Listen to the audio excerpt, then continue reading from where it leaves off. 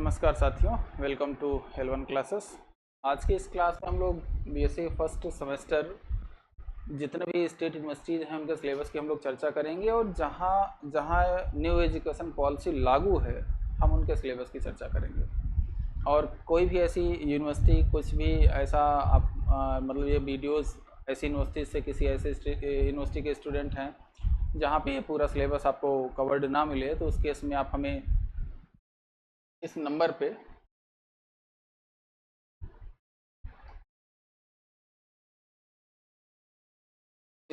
आप हमें संपर्क करिए। ठीक, ये 2 है। इस नंबर पे आप संपर्क करिए, वो सिलेबस आपको यूट्यूब चैनल पे प्रोवाइड करा दिया जाएगा वीडियोस के माध्यम से। ठीक है, और बाकी आपको अगर कोई समस्या है तो इस नंबर पे आप कॉल करके डायरेक्टली हमसे बात भी कर सकते हैं। अब यहाँ पर देखिए, ये हमारा यूट्यूब चैनल का लिंक है, ये टेलीग्राम का लिंक है। और अगर आप लोग प्ले स्टोर में L1 क्लासेस प्रयागराज सर्च करेंगे तो इस लोगों के साथ आपको एक ऐप मिलेगा, जिसको इंस्टॉल करने के बाद आप लोग बाकी की सारी जानकारी आप लोग प्राप्त कर सकते हैं। ठीक है, अब आइए हम लोग सिलेबस पे चलते हैं। यहाँ पे जो हमारे पास फर्स्ट सेमेस्टर का सिलेबस है उसके यहाँ पे 2 पार्ट में डिवाइड किया गया है। जब न्यू एजुकेशन पॉलिसी लागू हुई तो उसमें जो टीम बनी, जो सिलेबस डिसाइडिंग टीम बनी, उसमें ये उन्होंने ये डिसाइड किया कि किस तरीके का हमारा स्टेट यूनिवर्सिटीज़ का सिलेबस रहेगा अंडर न्यू एजुकेशन पॉलिसी। और उसमें कुछ जगहों पे इसके अलावा भी यूनिवर्सिटीज़ ने सिलेबस निर्धारित किया है। तो मतलब ये हमारे कहने का कि न्यू एजुकेशन पॉलिसी के अंतर्गत ये मिनिमम सिलेबस है, और किसी अदर यूनिवर्सिटी में इसके अलावा इसके एक्स्ट्रा अगर कोई भी क्लास है, कुछ भी टॉपिक दिया गया है, तो आप हमको इस नंबर पे आप मैसेज करिए। ये जो नंबर है हमारे पास, इस नंबर पे आप मैसेज करिए और इसके रिलेटेड सारी जानकारी, सारे आपके जो कोर्सेस हैं वो आपको प्रोवाइड कर दिए जाएंगे यूट्यूब चैनल पे। ठीक है, अब यहाँ पर हम देखते हैं कि पार्ट ए, जिसको डिस्क्रिप्टिव स्टैटिस्टिक्स भी बोला जाता है यहाँ पे, और इसको यूनिवेरिएट भी बोलते हैं। यहाँ पर क्या है कि इंट्रोडक्शन ऑफ स्टैटिस्टिक्स का एक इंट्रोडक्शन हम लोग करेंगे। थोड़ी सी इसकी history, specially second world war और मुग़ल काल, इन सब के मतलब काल में इनकी हिस्ट्री थोड़ी सी क्या रही है। फिर उसके बाद अंग्रेज़ों के काल में इनकी हिस्ट्री क्या रही है, थोड़ी सी स्टैटिस्टिक्स की हिस्ट्री की चर्चा करेंगे। फिर मीनिंग ऑफ स्टैटिस्टिक्स की हम लोग चर्चा करेंगे। फिर importance of statistics, scope of statistics in industries की चर्चा करेंगे। फिर introduction and contribution of Indian scholars, ध्यान में रखिएगा, इंडियन स्कॉलर्स इन स्टैटिस्टिक्स की चर्चा करेंगे, जैसे पीसी महालनोबिस सर हैं। फिर उसके बाद अन्य जो कम से कम 10 से 15 जो इम्पोर्टेंट हमारे पास स्टैटिस्टिशियन हैं, चाहे वो पुराने टाइम पीरियड के हों, मुग़ल काल के, या उससे पहले के, या जो अभी प्रेजेंट में कई स्टैटिस्टिशियन जो भारत में भी हम लोग शायद जानते नहीं होंगे, कई ऐसे स्टैटिस्टिशियन हैं जो अभी जीवित हैं, किसी न किसी यूनिवर्सिटी में प्रोफेसर या फिर हैं, उनके जो क्या रोल रहे हैं स्टैटिस्टिक्स में, योगदान उनके क्या रहे हैं। कुछ लोगों ने तो रिसर्च के माध्यम से ऐसे स्टैटिस्टिक्स का डेवलपमेंट किया जो भारत के विकास के लिए बहुत ही फ़ायदेमंद साबित हुआ, तो उनकी हम लोग यहाँ पे चर्चा करेंगे। फिर उसके बाद कंसेप्ट ऑफ स्टैटिस्टिकल पॉपुलेशन की बात करेंगे, और फिर एट्रीब्यूट्स एंड वेरिएबल्स की चर्चा करेंगे डिस्क्रीट एंड कंटिन्यूस केस में। फिर different type of scales, nominal, ordinal, ratio and interval की चर्चा करेंगे। फिर प्राइमरी डेटा की हम लोग चर्चा करेंगे, designing A questionnaire and schedules की हम चर्चा करेंगे, किस तरीके से डिफरेंट जो सर्वे होते हैं उनमें कैसे हम शेड्यूल या फिर इस तरीके से डिज़ाइन करते हैं। फिर आपको जो फैमिली हेल्थ सर्वे एनएफएचएस का या एसआरएस का या फिर एनएसएसओ का जो भी आप एक आध हम शेड्यूल आपको यहाँ पे प्रेजेंटेशन में दिखाएंगे कि किस तरीके से शेड्यूल या क्वेश्चनायर बनाए जाते हैं। और फिर उसके बाद कलेक्शन ऑफ प्राइमरी डेटा, फिर चेकिंग देयर कंसिस्टेंसी, फिर सेकेंडरी डेटा क्या होता है, फिर प्रेजेंटेशन ऑफ डेटा, फिर classification, tabulation, diagrammatic and graphical representation of group data, फिर frequency distribution, cumulative frequency distribution and their graphical representation, histogram, frequency polygon and ogive curve. ठीक है, ये कुछ सिलेबस बीएससी फर्स्ट ईयर के syllabus के बराबर है इन इलाहाबाद यूनिवर्सिटी। ये थोड़ा सा अलग है और बाकी ये सब सिलेबस बीएससी फर्स्ट ईयर के सिलेबस के इक्विवेलेंट है। स्टेम एंड लीफ प्लॉट, फिर box plot, measure of central tendency, dispersion and their properties, merit demerit की हम लोग चर्चा यहाँ पे करेंगे और इनके मेजरमेंट कैसे होते हैं। फिर मोमेंट एंड फैक्टोरियल मोमेंट की चर्चा करेंगे, सेफर्ड करेक्शन फॉर मोमेंट्स और measure of skewness, kurtosis and their significance. फिर मेजर्स बेस्ड ऑन क्वार्टाइल्स, इनकी हम लोग चर्चा करेंगे। फिर इसके साथ साथ हम लोग यहाँ पर जो डिफरेंट ऑब्जेक्टिव एग्ज़ाम्स हुए हैं एसएससी के, सीजीएल के, जीएसओ, एसओ के, उन सभी एग्ज़ाम्स में जो क्वेश्चन आए हुए हैं और कुछ जगहों पे कुछ यूनिवर्सिटीज़ ने डिसाइड किया हुआ है कि वो एग्ज़ाम डिस्क्रिप्टिव में ना लेके ऑब्जेक्टिव में एग्ज़ाम लेंगे, तो उसके लिए जो हम प्रैक्टिस सेट यहाँ पर निर्धारित करेंगे, प्रैक्टिस सेट भी आपको दिया जाएगा और प्रैक्टिस सेट आपको यूट्यूब चैनल पर साल भी कराया जाएगा। तो उसके माध्यम से आप लोग यहाँ पर देखेंगे कि आपके जो ऑब्जेक्टिव एग्ज़ाम्स हैं, जो मतलब न्यू एजुकेशन पॉलिसी में जो डिसाइड किया गया था कि वो यूनिवर्सिटीज़ में छोड़ दिया गया है कि वो एग्ज़ाम कैसे लेना चाहते हैं। तो कई जगहों पे यूनिवर्सिटीज़ केवल ऑब्जेक्टिव एग्ज़ाम लेते हैं, कुछ जगहों पे है कि कुछ उसमें ऑब्जेक्टिव एग्ज़ाम दे देंगे, कुछ क्वेश्चन दे देंगे, कुछ उसके डिस्क्रिप्टिव क्वेश्चन देंगे जिसमें आपको लिखना रहेगा, तो वो भी होता है।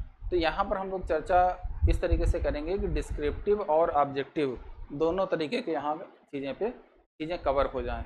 ठीक है, और फिर उसके बाद हम लोग यहाँ पे आगे आएंगे, दूसरी यूनिट पे आएंगे। तो यहाँ पे देखेंगे पार्ट बी जो हमारा सिलेबस है, ये ध्यान दीजिएगा, पार्ट ए का सिलेबस था और पार्ट बी का सिलेबस यहाँ पर हमारे पास है random experiment, trial, sample point, sample space, event, operation of events और कंसेप्ट ऑफ इक्वली लाइकली या म्यूचुअली एक्सक्लूसिव इवेंट, फिर exhaustive event, definition of probability, फिर क्लासिकल या रिलेटिव फ्रीक्वेंसीज, फिर एक्सोमेट्रिक अप्रोच, फिर डिस्क्रीट प्रोबेबिलिटी स्पेस, फिर properties of probability under set theory approach. ये ध्यान में रखिएगा कि यहीं से हम स्टार्ट करेंगे पहले आपको। ठीक है, सबसे पहले आपको यहाँ पर हम थोड़ा सा पढ़ाएंगे क्या, सेट थियरी। हम मानते हैं कि आप लोग इंटर में पढ़े होंगे अलजेब्रा में, लेकिन हम थोड़ा सा आपको सेट थियरी पढ़ाएंगे ताकि आगे ये जो चीज़ें हैं उनको कोरिलेट करना आसान हो जाए। आप लोग इंटर में क्या पढ़े हो क्या नहीं, मतलब उसके बारे में तो हमें जानकारी नहीं है बहुत, लेकिन कुछ इस तरीके का हम आपको सेट थियरी थोड़ी सी एक ब्रीफ जानकारी, एक 2-3 क्लासेस के माध्यम से इतना हम आपको पढ़ाएंगे यहाँ पर सेट थियरी कि आपको ये आगे के जो ये टर्म लिखे गए हैं या फिर आगे जो भविष्य में डिस्ट्रीब्यूशन थियरी या प्रोबेबिलिटी थियरी आपके सेकंड सेमेस्टर में या थर्ड सेमेस्टर में जो भी प्रोबेबिलिटीज़ के क्वेश्चन आएंगे, वहाँ पर आपको लिमिट निकालने में कोई प्रॉब्लम ना आए। ठीक है, क्योंकि मेन प्रोबेबिलिटी में लिमिट ही होती है। कोई भी डेंसिटी फंक्शन, कोई भी मास फंक्शन दे दिया गया और उसमें आपको लिमिट निकालने नहीं आ रही तो आपकी प्रोबेबिलिटी गलत हो जाएगी, और प्रोबेबिलिटी गलत होने का मतलब क्वेश्चन गलत है। तो ठीक है, तो इस तरीके से हम पहले सेट थियरी थोड़ा सा आपको पढ़ाएंगे, यूनियन इंटरसेक्शन निकालना, फिर कंटिन्यूअस केस का, डिस्क्रीट केस का, फिर उसके बाद हम लोग यहाँ पे उसके जो कुछ ऑपरेशंस होते हैं यूनियन इंटरसेक्शन के, फिर एक तरीके से कहा जाए कि एक सेट से दूसरे सेट को डिलीशन या उसमें सब्सट्रैक्शन किस तरीके से किया जाता है, उसकी हम चर्चा करेंगे। फिर उसके बाद मतलब उसमें जो भी 1-2 थियरम्स आती हैं उनकी भी हम चर्चा करेंगे, तब उसके बाद हम इसमें प्रोबेबिलिटी पे आएंगे। तो मतलब शुरुआत की 1-2 क्लासेस आपको अगर सेट थियरी पढ़े हो तो आप स्किप कर सकते हो, लेकिन मैं कहूँगा स्किप मत करिए, क्योंकि जो चीज़ें हम यहाँ बताएंगे वो प्रोबेबिलिटी से जोड़ के बताएंगे। ठीक है, वो सेट थियरी आपने जो इंटर में पढ़ी होगी वो नॉर्मल सेट थियरी होगी, लेकिन यहाँ पे जो हम जिस सेट थियरी की हम लोग चर्चा करेंगे वो हमारी सेट थियरी प्रोबेबिलिटी से रिलेटेड होगी। ठीक है, फिर इंडिपेंडेंस ऑफ इवेंट की चर्चा करेंगे, कंडीशनल प्रोबेबिलिटी, फिर total and compound probability theorems, total probability theorem और कंपाउंड प्रोबेबिलिटी थियरम होती हैं। फिर बेस थियरम है और इसका एप्लीकेशन है। बेस थियरम पे सबसे ध्यान दीजिएगा, सबसे अधिक क्वेश्चन यहीं से पूछे जाते हैं प्रोबेबिलिटी थियरी में। ठीक है, जब इसकी चर्चा करेंगे तो हम लोग बताएंगे इसमें कि किस तरीके की प्रोबेबिलिटीज़ होती हैं टोटल प्रोबेबिलिटी और बेस थ्योरम में क्या डिफरेंसेस हैं, इसके एप्लीकेशंस क्या हैं, उनकी हम लोग चर्चा करेंगे। ठीक है, फिर इसके बाद हम लोग रैंडम वेरिएबल, फिर discrete and continuous probability, probability mass function, probability density function, cumulative distribution function, इन सब की चर्चा करेंगे। ठीक है, फिर उसके बाद यहाँ पर ध्यान दीजिएगा joint distribution of two random variables, ये ध्यान में रखिएगा। मार्जिनल एंड कंडीशनल डिस्ट्रीब्यूशन, यहाँ से आपका सिलेबस जो है सेकेंड सेमेस्टर और थर्ड सेमेस्टर आपका एक दूसरे से कोरिलेट होगा। मतलब यहाँ पे जो ज्वाइंट डेंसिटी फंक्शन हम लोग पढ़ेंगे वो आपके सेकेंड सेमेस्टर में तो थोड़ा सा उसका ब्रॉड लेवल आएगा, फिर थर्ड सेमेस्टर में जाके और भी ब्रॉड हो जाता है। तो इसलिए अगर आपको थर्ड सेमेस्टर या सेकेंड सेमेस्टर की स्टैटिस्टिक्स अच्छे से समझनी है तो आपको यहाँ पर ये टॉपिक्स, आपको ये joint distribution of two random variable, marginal, conditional, ये सब आपको अच्छे से आना चाहिए। ठीक है, और यहाँ पर ज्वाइंट डिस्ट्रीब्यूशन की बात कर रहा है, दो रैंडम वेरिएबल की, वहाँ पर दो से अधिक रैंडम वेरिएबल हो जाते हैं। तो जब दो रैंडम वेरिएबल तक का आपको अच्छे से समझ में आ रहा है तो उसके ऊपर का या उसके अपर लेवल का समझना आसान हो जाएगा। ठीक है, फिर उसके बाद मार्जिनल कंडीशनल डिस्ट्रीब्यूशन हो गया, फिर इंडिपेंडेंस ऑफ रैंडम वेरिएबल्स है, फिर expectation of a random variable है, फिर इसके प्रॉपर्टीज़ हैं, expectation of sum of random variables है, फिर product of independent random variables है, फिर कंडीशनल एक्सपेक्टेशन है और रिलेटेड प्रॉब्लम्स हैं। ठीक है, इसमें प्रॉब्लम्स हम कोशिश करेंगे ज़्यादा से ज़्यादा कराने की। ठीक है, ताकि आपको क्वेश्चंस के माध्यम से कंसेप्ट क्लियर रहे। फिर उसके बाद मोमेंट्स की बात हुई, मोमेंट जनरेटिंग फंक्शन हम लोग कैसे निकालते हैं, फिर उसके बाद इसकी प्रॉपर्टीज़, फिर कंटिन्यूटी थ्योरम ऑफ एमजीएफ, और फिर इसके बाद विदाउट प्रूफ, तो ये विदाउट प्रूफ ही यहाँ पे बताई जाएगी। फिर चेबीशेव इनइक्वालिटी की बात करेंगे, weak law of large number की हम लोग बात करेंगे और फॉर एक सीक्वेंस, और फिर उसके बाद weak law of large number यहाँ इलाहाबाद यूनिवर्सिटी के सिलेबस में देखेंगे तो ये सेकंड ईयर में आता है नॉर्मली। ठीक है, तो हालांकि हम बताएंगे यहाँ पे जो भी इसका सिलेबस रहेगा। फिर उसके बाद यहाँ पर number of for a sequence of independently identically distributed random variables and application statement only, तो ये चीज़ें यहाँ पर हम लोग पढ़ेंगे। फिर इसके बाद यहाँ पर हम लोग कोशिश करेंगे कि यहाँ पे इसके एक मतलब ठीक ठाक क्वेश्चंस किए जाएं, हर टॉपिक पे 4 से 10 क्वेश्चन किए जाएं। और हम आप लोगों से ये रिक्वेस्ट भी कर रहे हैं इस क्लास के माध्यम से कि जो भी आपके पास क्वेश्चन हैं, जो भी क्वेश्चन आपको प्रीवियस ईयर के जो भी क्वेश्चन आपके यूनिवर्सिटीज़ में एग्ज़ाम में पूछे गए हैं वो नहीं आ रहे हैं, तो वो जो नंबर है इस नंबर पे व्हाट्सएप या टेलीग्राम कर दीजिए, ताकि हम जब भी ये क्लासेस आगे कंटिन्यू करें तो उसमें सारे क्वेश्चंस आपके इन्वॉल्व कर सकें। ठीक है, तो ये आपका सिलेबस हुआ पूरा। और फिर से वही बातें कि कुछ इस तरीके का सिलेबस आप निर्धारित करिए, कुछ इस तरीके की आप लोग पढ़ाई करिए कि जिससे ग्रेजुएशन के बाद जल्दी से जल्दी आपका सिलेक्शन हो सके। और हम तो आप लोगों से इतना भी कहेंगे कि आप लोग बीएससी के साथ, जब भी बीएससी के साथ जो भी आपका बीए या बीएससी दोनों के लिए, क्योंकि बीए का भी ये सिलेबस है, और अगर आप ग्रेजुएशन में कोई भी एग्ज़ाम होल्ड कर रहे हैं, चाहे कुछ लोग बीकॉम भी कर रहे होंगे, और बीए बीएससी बीकॉम मतलब ग्रेजुएशन के बाद आप लोग के साथ साथ आप लोग कुछ ना कुछ एसएससी या बैंकिंग या रेलवे इन सब की तैयारी करते रहिए, जो भी आपको टाइम मिले। फालतू का इधर उधर घूमने से अच्छा है कि आप तैयारी करते रहिए, और तैयारी में एक इस तरीके का समय दीजिए कि आपको थर्ड ईयर के बाद या थर्ड ईयर से पहले ही, मतलब जब आपका ग्रेजुएशन कंप्लीट हो तो उससे पहले या उसके जस्ट 1 साल 2 साल के अंदर अंदर आप लोग फाइनली सिलेक्शन पा सकें, और सिलेक्शन पा सकें तो ऑब्वियस सी बात है लाइफ को एंजॉय कर सकें। सिलेक्शन लीजिए और निकल जाइए घूमने, जो भी आपके दिमाग में खुराफात चल रही हो। हाँ, किसी का नुकसान नहीं करना, ठीक है। ऐसा नहीं हम बोलते कि किसी का नुकसान करिए कि नौकरी पाते ही अपने पड़ोसी को पीट देना है, ऐसा नहीं, ये गलत बात है। माना कि आपका पड़ोसी आप पे कमेंट बहुत सारे मारा होगा, बहुत आप पे कमेंट मारेगा भी भविष्य में, लेकिन आप सिलेक्शन लीजिए तो उसको पोलाइटली बोलिए जी जी जी, क्योंकि कहते नहीं कि जो साइलेंटली या फिर कर्म के माध्यम से जो जवाब देना होता है, आप कर्म के माध्यम से जवाब दीजिए। किसी को बोलकर या लाठी डंडे से जवाब नहीं दिया जाता है, आप किसी को एक थप्पड़ मार देंगे तो वो भी अब मौका देखेगा आपको, फिर ढूंढेगा, फिर वो आपको 2 थप्पड़ मारेगा, फिर आप मौका ढूंढेंगे उसको 4 थप्पड़ मारेंगे, इसमें विवाद बढ़ता रहेगा।